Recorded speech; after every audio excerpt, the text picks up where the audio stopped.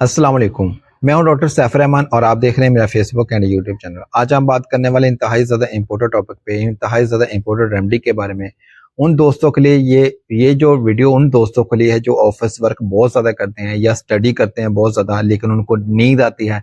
Office में बैठे हुए उनको जमाइयाँ आती हैं, नींद आती है बहुत ज़्यादा और बहुत ज़्यादा थकावट महसूस करते हैं, सुस्ती महसूस करते हैं।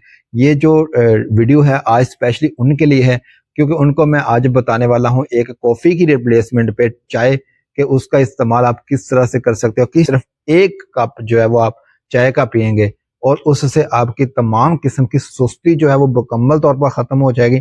आपके जिस्म में जोश आ जाएगा, दिमाग आपका एक्टिव हो जाएगा फ़ौरन से।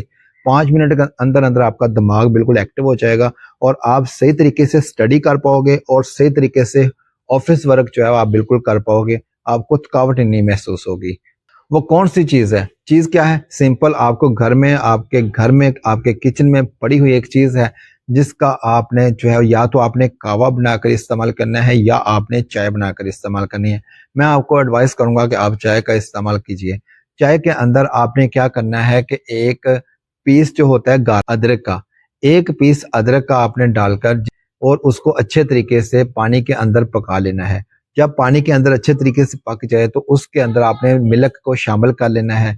मिल्क शामिल करने के बाद जिस तरह से आपकी चाय तैयार होती है, इसी तरह से एक कड़क कड़क जो है वो चाय तैयार हो जाएगी।